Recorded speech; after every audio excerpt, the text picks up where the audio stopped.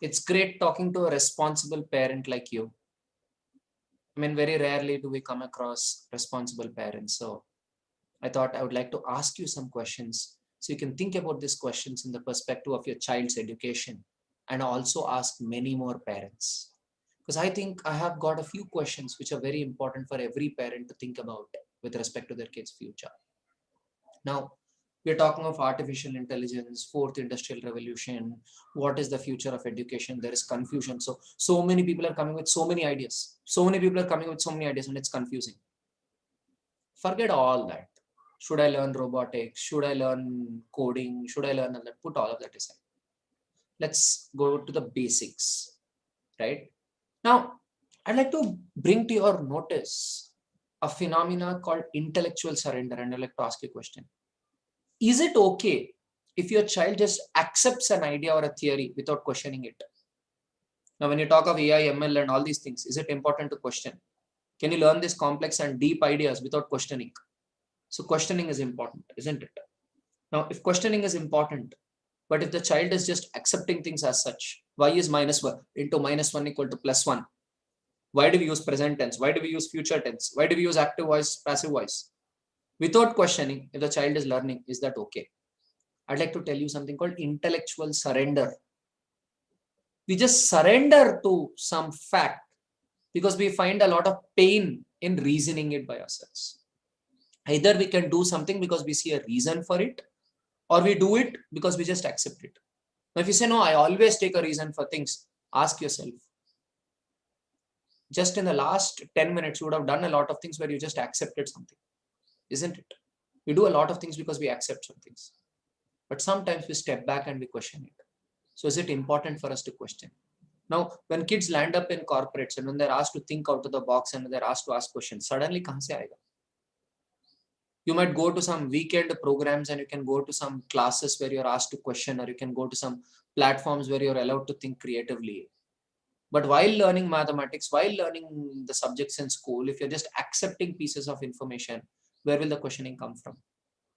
So do we need a kind of education for children where children's questions are answered, where children are asking questions and asking why questions? But again, to answer these why questions, don't you need a curriculum background? Don't you need a fundamental knowledge, right? That was my first question. A lot of times parents say, no, marks are not important. This curriculum is not important. Only creativity is important. Where does creativity come from? Is it like Santa Claus is going to come on reindeer and give you creativity? The creativity also takes as a base the language, the history, and all these things, isn't it? So is the curriculum relevant? Just because the teacher is making you by heart, does the curriculum become bad? I mean, are we confusing the education system with the curriculum? Curriculum is the concepts of the knowledge and the topics. The topics are fine, right? So how do we make the kids question while learning this curriculum? Curriculum is great, but how do we question while learning the curriculum, right? That was my first point. Second point is, if you don't do it in grade 3, grade 4, grade 5, when you come to grade 11, grade 12, do you have the time to do all this? You're only playing catch up because you want the kids to quickly acquire the required knowledge to start a course in a university, right?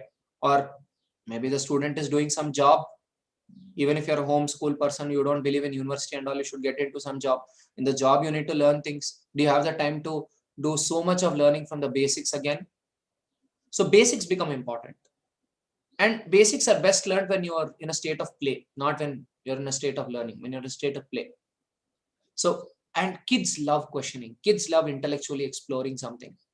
So can we give that to kids in grade 3, grade 4, grade 5? When kids are learning numbers or addition of numbers, do they learn 12 plus 19 as 12 plus 19, or should they be able to philosophically question what does that plus mean? What does that 12 mean? What does that 19 mean? When I say 1, 2, what is this 1, 2? It's an important thing, to consider, because we talk a lot about education. We talk about a lot of ideas of how learning should be, but where all our articulation takes a beating is how do we handle mathematics? How do we handle English? That needs a little subject understanding. Now you might say, I'm not a maths person. I'm not the teacher. The teacher will do all this. Well, then a question to ask is, aren't you the CEO of your child's education? As a parent, aren't you the CEO of your child's education? If you are the CEO of your child's education, just like how any CEO knows 360 degrees of the business, the finance, the marketing, the admin, the legal, everything the CEO has an overview, so that things are managed properly. So shouldn't you have an overview of what is learning, especially when the nature of learning is changing today? So in that case, we welcome you to watch some of the videos. Like we have some videos around literature, some videos around math, some videos around design. You can ask us and we'll send you the links, and you can get to experience learning through questioning, so that you can get your kids to learn through questioning. No, I'm not asking you to join a program. I'm asking you to make your kids learn through questioning. Deep thought can make your kids learn through questioning. If you find something else, great. But my question is, as a responsible parent, are you making sure that your child is learning through questioning? Because you'd want to keep your kid away from intellectual surrender, just blindly accepting things, right? That happens because sometimes in the exam pressure, you have no option but to accept things. You have no option but to by heart the formula, because understanding seems to be very tough. A lot of times we just surrender because we have no option. Some people are thought leaders. They give you advice on how to do things. Rest become followers. Why? Because they have no option but to go to the thought leader. They have no option but to intellectually surrender and go to the thought leader. So do you want your kid to be the thought leader who can advise others? Or do you want your kid to be that follower who has no option but to intellectually surrender to a thought leader? That is a question I want to leave you with. And I believe that is the future of education in the age of AI. AI and all of these mathematically intensive concepts which are coming in right now. And that requires the ability to reason from the first principles. Elon Musk calls it the physics way of business problem solving. So what is the future of education in deep tech age? Well, it is the what Socrates told 2000 years back, what Indian philosophers did 2000 years back. At that time, it was only a few mad people who were doing it. Today, everyone has to do it because all the basic jobs are being done by technology and only brainy stuff are to be done by humans. So can we pay attention to the why questions in education? Can we pay attention to philosophy in education? Can we make sure the natural talent in a child is respected? That is a question I want to leave you with.